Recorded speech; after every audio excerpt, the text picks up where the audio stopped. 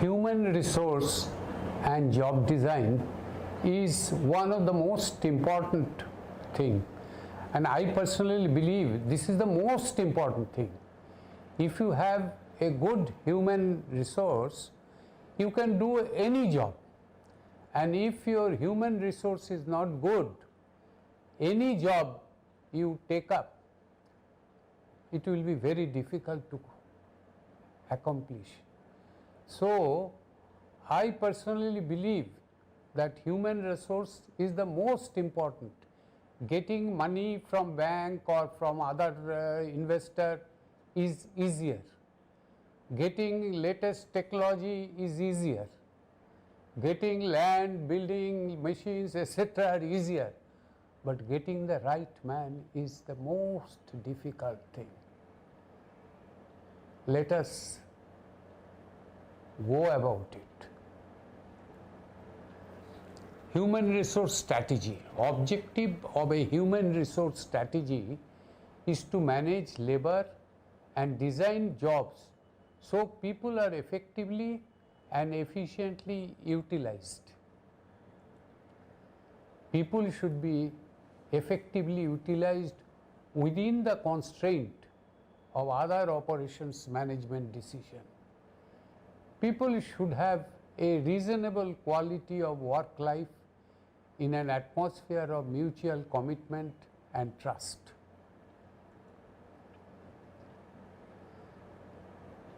Labor planning and employment stability policies follow demand exactly, matches direct labor cost to production, incur cost in hiring and terminating, unemployment insurance and premium wages. Labor is treated as a variable cost. Hold employment constant, maintain trained workforce, minimize hiring and termination and unemployment cost. Employee may be underutilized during slack period. Labor is treated as a fixed cost.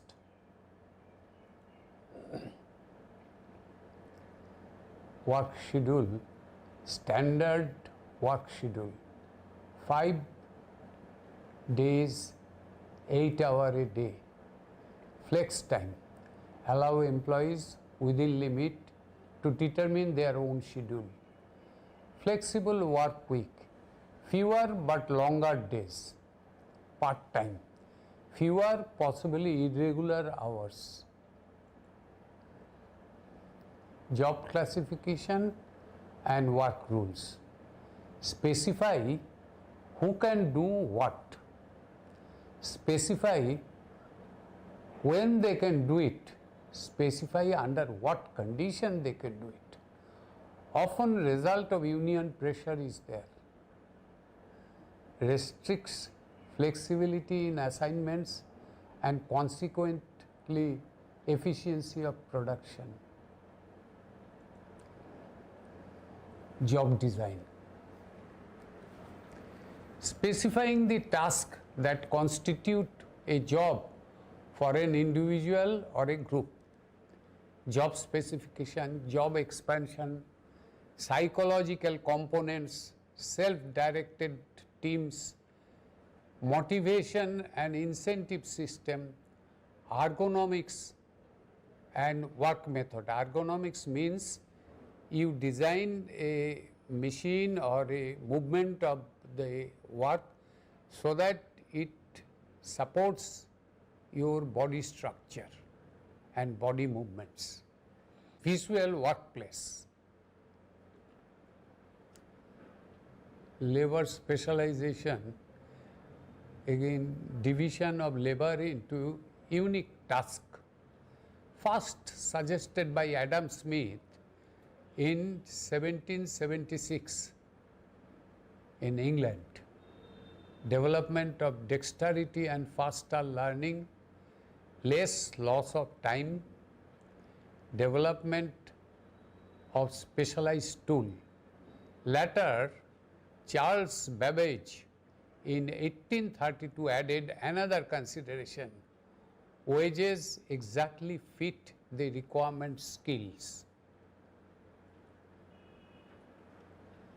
Job expansion, adding more variety to job, intended to reduce boredom associated with labor specialization, are job enlargement, job rotation, job enrichment, employee empowerment, etc.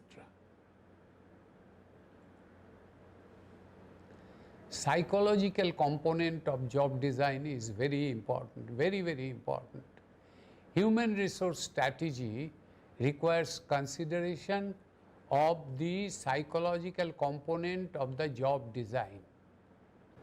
Core job characteristics: job should include the following characteristics: skill variety, job identity, job significance, autonomy, feedback.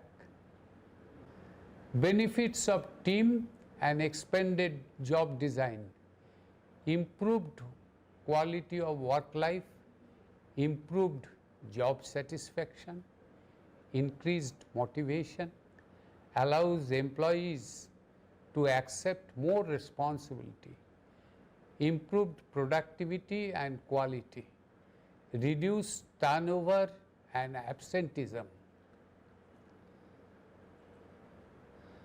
Limitation of job expansion: higher capital cost, individual may prefer simple jobs, higher wage rates for greater skill, smaller labor pool, increased accident rate. Current technology may not lend itself to job expansion.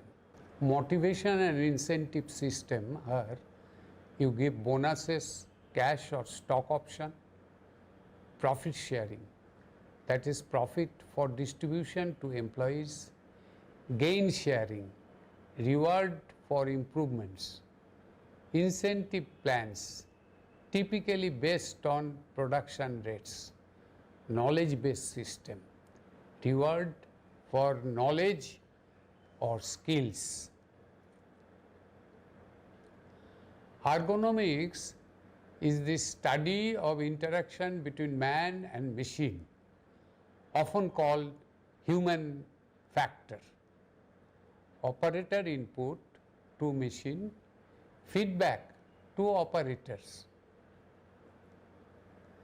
Ergonomics and work method also include the work environment, illumination, noise, temperature, humidity, etc. Why managers must know about human resource management? Why are these concepts and techniques important to all managers? Perhaps it is easier to answer this by listening some of the personal mistakes you don't want to make while managing. For example, you don't want to hire wrong person for the job, experience high turnover, have your people not doing their best, waste time with useless interviews, have your company taken to court because of discriminatory action, have your company cited under federal occupation safety laws for unsafe practice, have some employees think that their salaries are unfair and inequitable relative to others in the organization, allow a lack of training to undermine your department's effectiveness. To develop a thorough knowledge of corporate culture, plan and policies, to act as an internal change agent and consultant, to initiate change and act as an expert and facilitator. To actively involve himself in the company's strategy formulation. To keep communication line open between HRD function, that is human resource development function, and individuals and groups both within and outside the organization. To keep and evolve human resource development strategies in consonance with overall business strategy. To facilitate the development of various organizational teams and their working relationship with other teams and individuals. To try and relate people and work so that the organization objectives are achieved effectively and efficiently. To diagnose problems and to determine appropriate solutions, particularly in the human resource areas. To provide coordination and support service for the delivery of HRD programs and services. To evaluate the impact of an HRD intervention or to conduct research so as to identify, develop or test how HRD in general has improved individual or organizational performance. Who works for human resource management, supporting staff? Strategic level. Chief Human Resource Officer is a corporate level officer responsible for formulating and executing human resource strategy in match with the overall organization's plan and strategic direction of the organization, particularly in the areas of succession planning, talent management, change management, executive compensation, organizational performance, etc.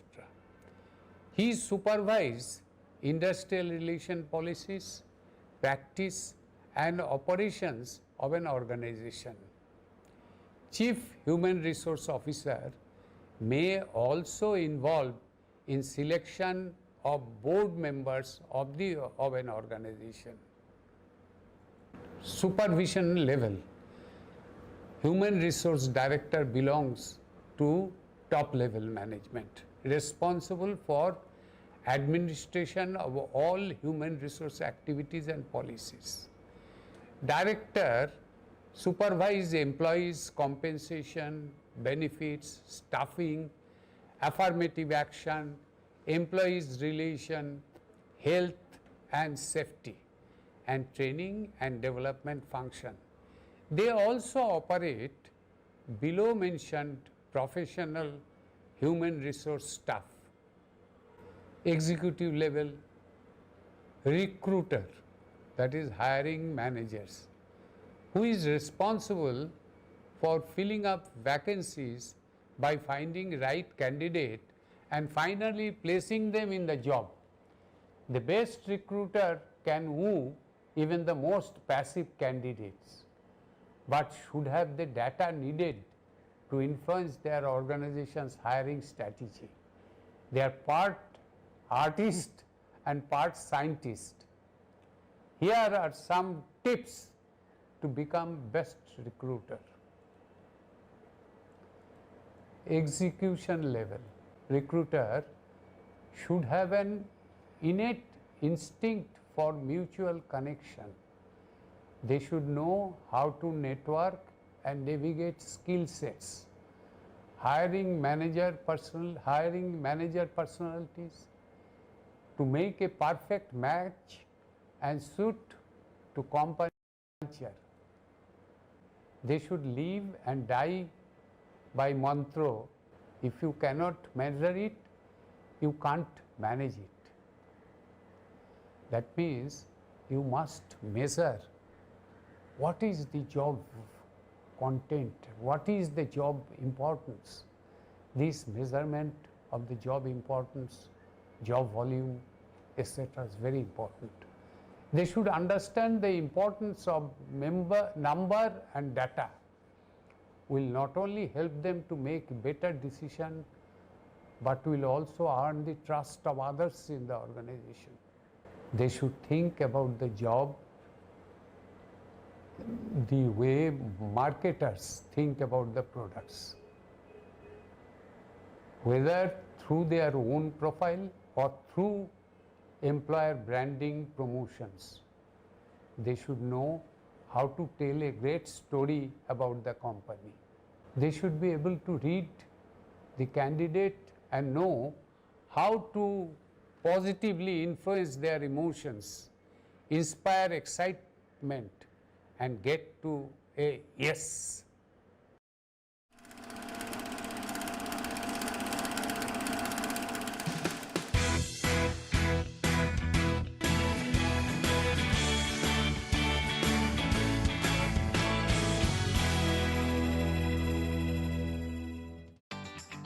Did you know that the 8-hour work shift originated in India? The year was 1912, and Tata Steel became the first company to limit the number of working hours for factory workers to 8. This practice was then adopted by Henry Ford in 1914. In 1919, the Works Committee was formed in Tata Steel to handle complaints concerning service conditions and grievances. This was later institutionalized as the Industrial Disputes Act by the Government of India in 1947. In 1920, leave with pay, provident fund and workman accident compensation was introduced by Tata Steel. In 1921, DuPont designed the first ever multi-divisional organizational structure. In 1928, maternity benefit was introduced by Tata Steel. In 1943, Abraham Maslow explored what motivates people beyond pure survival and introduced the hierarchy of needs. In 1945, the world's first educational institution dedicated to workplace studies, School of Industrial and Labor Relations, was formed at Cornell. In 1949, XLRI Jamshedpur was founded. Courses in management and trade unions kicked off. In 1953, Heydrich and Struggles was founded, a first in organized recruitment and leadership consulting. In 1969, ABC Consultants, founded by Bish Agarwal, became the first organized recruitment firm in India. In 1970, Sir Aubrey Daniels coined the term performance management to describe getting people to do what you want them to do. In 1973, David McClelland started the use of competency in people management.